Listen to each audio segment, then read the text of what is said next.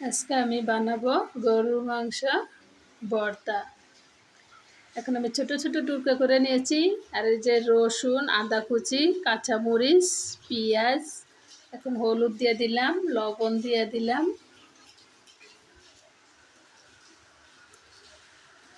এখন দিয়ে দিব সরষের তেল। উপর দিয়ে একটু সরষের তেল দিয়ে দিব, উপর দিয়ে একটু সরষের তেল দিয়ে দিলাম। এখন একটু ভালো করে এটা মাখায়া তারপর ঢাকনা দিয়ে ডেকে দিব।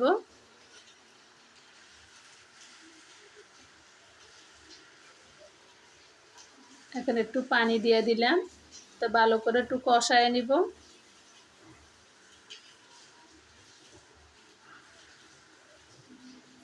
এখন আমি ভালো করে কষায়া তারপরে এটা একটু পানি দিয়ে দিব মাংসটা সিদ্ধ হওয়ার জন্য।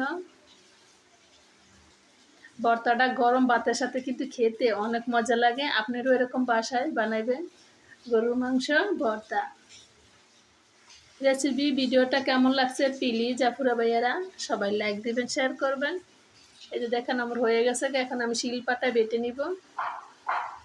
এখন দিয়ে দিলাম সরিষার তেল, সরিষার তেল দিয়ে একটু ভালো করে মাখায়া একটু গোল গোল করে নিব।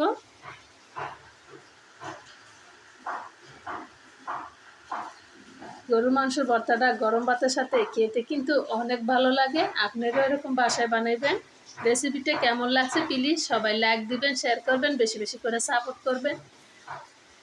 আপনাদের দোয়ায় ভালোবাসায় যেমন এগিয়ে যেতে পারি। প্লিজ আপুরা সবাই লাইক দিবেন আর কমেন্ট করে জানাবেন কেমন লাগছে গরুর মাংস ভর্তা। আসসালামু আলাইকুম।